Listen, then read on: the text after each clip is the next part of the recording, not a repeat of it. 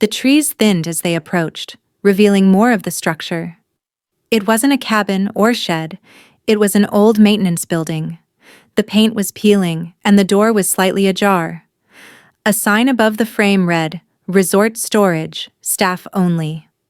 Ashley pushed the door open with a creak that was almost too perfect. Inside, it was dark and cold, with a strong odor of cleaning supplies. Shelves lined the walls, stacked with boxes, buckets, and bags of salt. Broken skis leaned in a corner, and a cracked mirror hung crooked on the far wall. Ashley turned toward the camera. "This place is straight out of a horror movie, I swear. If we find a VHS tape with 'Play Me' written on it, I'm out of here. Chat." Kenny looked around the room with his flashlight. "They use this place for dumping old supplies. Nothing spooky." Ashley walked toward the mirror. Spoken like a guy who's about to get scared by a haunted mop. He gave a dry laugh. "Honestly, at this point, I'd welcome it." Ashley stopped in front of a small metal cabinet against the back wall. Its drawers were slightly open, revealing folders and a stack of old photographs in a weathered envelope. "Oh, what's this?" she said, carefully pulling the envelope free. Kenny joined her. "Please tell me they're not cursed." "No promises." She slid the photos out across a nearby work table. They were faded, most of them black and white, or beyond recognition. People posing in front of the resort, families bundled in snow gear, and staff members from decades ago. One photo caught Ashley's eye, a group of employees standing in front of the lodge. She pointed at a woman. "That's Mary. Look how young she looks." "These are really old." "Exactly. She said she started working here 25 years ago." "People keep old pictures. Doesn't mean anything." "I still want to ask her about it." Kenny glanced toward the door. "Let's just hope this detour doesn't get us in trouble. Technically, we're trespassing." Ashley flashed a mischievous smile. "Technically, we're investigating." "There's a difference." "Tell that to the angry maintenance guy who catches us snooping around." "Will do," she said. "Right after I ask him if he's seen any ghosts." Ashley turned on her flashlight and aimed it toward the back corner of the building. That's when she saw a narrow elevator tucked behind a stack of broken shelving and rusted mop buckets. "Whoa," she whispered. "Kenny, come look." Kenny stepped beside her, looking at the elevator. "That's not up to code. Why would a supply shed need an elevator?" "Probably doesn't, which means it's worth checking out." Ashley grinned. "That's the spirit." They pushed the button and the doors opened. Inside, the panel was rusted and there were only 2 buttons. Ashley pressed the one that said basement. The elevator jolted, then started its slow, shuddering descent. "This is a terrible idea," Kenny said, gripping the handrail. "I mean, this is next level stupid." Ashley bounced up and down. "Come on, a secret basement with a creepy elevator. This is exactly what we needed." I packed bear spray, not demon repellent. The elevator thudded to a stop. The doors squealed as they slid open. A long, dim hallway stretched out before them, lined with flickering overhead lights and water-stained walls. Ashley stepped out. "Oh yeah. This is the kind of hallway where people vanish. Or where someone makes them vanish." They walked carefully, with only the sound of their boots on the damp concrete and dripping water. At the end of the hall was a heavy door, half open. Inside, shelves lined the walls, cluttered with old brooms, half-empty bottles of cleaner, and worn plastic bins. Ashley looked into the camera. "Spooky chat. This is a housekeeping storage space, but who stores this kind of stuff in an old building?" Kenny moved to one of the back shelves. "Someone who doesn't want anyone finding it." Ashley was about to joke when she noticed something odd. A shelf stacked with cracked mop heads and cleaning rags didn't sit flush against the wall. She walked over. "Kenny, help me move this." They pushed the shelf aside and the legs screeched against the concrete. Behind it, a metal panel had been pried loose and reattached with duct tape. Ashley tugged the panel free, revealing a small doorway that led to a hidden room. They exchanged a look. Okay, so, who hides a room behind a shelf in a basement no one's supposed to know about? No one good, Kenny said. This isn't bears, Ash. When they stepped inside, the air was colder here, wet even. The room was small and windowless, lit only by the glow of a lamp in the corner.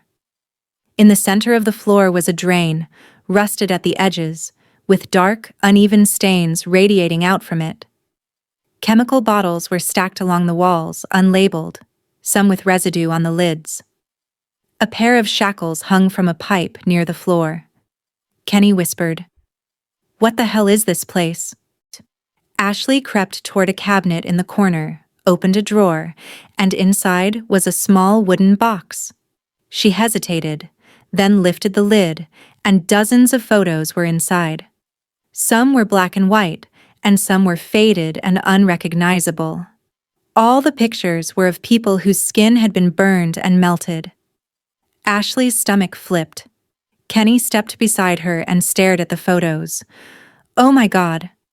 This can't be real, right?" she asked in disbelief. "It's real," Kenny said. "Too real." Ashley backed away. "We need to get out of here." They rushed back through the hidden panel down the hallway to the elevator. She hit the button, but nothing happened. The light above the panel blinked once, then went out. No, come on," Ashley said, jabbing the button again. "Don't do this to me." Kenny checked his phone. "I don't have a signal." Ashley hit the door, then stepped back and looked at him, starting to panic. "It worked before. Why isn't it working now?" "Because we weren't supposed to find that room." Ashley leaned against the elevator wall. "We found something awful, Kenny. Serial killer awful." "Yeah," he said. "And whoever built that room might still be around. We have to get out of here. Maybe there's another exit." "Yeah, we'll find another way." There was no other way out.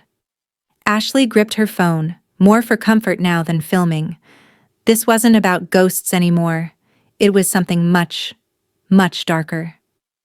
She shifted, trying to get comfortable against the wall, but there was no comfort in this place. Just damp concrete and fear. Kenny sat across from her on an old desk. He hadn't said much in the last hour, just stared at the elevator as though he could will it back into motion with sheer disappointment. Ashley flipped on the camera one last time and turned it toward herself. "Hey, spooky chat," she said with her usual brightness dimmed. "This is probably the last time I'll get to say that." Kenny looked up with an unreadable expression. Ashley exhaled slowly. "We're still in the old building but stuck. The elevator's not coming back on. And I'm guessing no one even knows we're here. So, hi. If you're watching this, congrats. You found my camera. Hopefully not my remains because that'd be rude." She paused. "Tell my mom I love her. And someone take care of Pickles. He's mean, but he's all fluff inside. We came here chasing ghosts. Maybe a bear. Maybe nothing. But we found something worse." She turned the camera toward Kenny. "You want to say something?" Kenny hesitated, then walked over. He gently took the camera from her hands. "Yeah," he said. "I guess I should." He pointed the lens at himself and just stood in silence for a moment before speaking. "Hey," he said, rubbing the back of his neck. "If you're seeing this, it's probably because we didn't make it. Mom, Dad, I'm sorry for missing stuff. I thought I was doing something important. I just wanted to solve mysteries with Ashley, and now we might be one." He looked over at her. "It doesn't matter, thou, because Ashley means everything to me." Ashley's eyes got wide, and Kenny turned the camera off without a word and handed it back to her. Then he just sat beside her, quiet, close, with the weight of the moment between them. She didn't speak, and neither did he. Finally, Kenny broke the silence. "I always thought one of these trips would end badly." Ashley sighed. "Gee, thanks." I'm serious, he said. I'd lie awake the night before flights, thinking, this is the one where something goes wrong and I never get the chance to say what I want to say. She turned to him. Like, what? God, I'm so bad at this. Just say it, she said gently. I love you, Ash. Kenny looked into her eyes. I've been in love with you for years. Not the internet version or the brand. Just Ashley. The person who thinks haunted dolls should get their own reality show. And makes me haul cameras into caves and then laughs when I fall in a puddle. Ashley just stared at him, speechless. I didn't say anything because I didn't want to ruin it. I figured if you didn't feel the same, it would hurt the channel. But if this is the end, then I'm glad I'm spending it with you. I couldn't imagine it with anyone else. Ashley's heart cracked open. She reached out and hugged him. Kenny, you're a dummy. He smiled, just a little. I love you too, she said. I don't know when it happened. Maybe when you carried my camera through a thunderstorm. Or maybe when you threatened to fight a ghost for me, but it's you. It's always been you. She leaned forward, not even thinking, just feeling. Their lips met in the dark. It was a confession revealed by fear and hope tangled together. They kissed as if the world was ending, because maybe it was. When they finally pulled apart, Ashley rested her head on his chest. If this is how we go out, I'm okay with it. Same, he said. Just wish I had said it sooner. Well, you did now. They sat there holding hands, and for the first time since the elevator stopped, Ashley wasn't afraid. Then, out of nowhere, there was a loud thud, followed by the sound of gears locking into place. They heard the slow descent of the old elevator as the metal cables groaned under the weight. It's coming back, Ashley whispered. Kenny grabbed her arm. We have to hide now.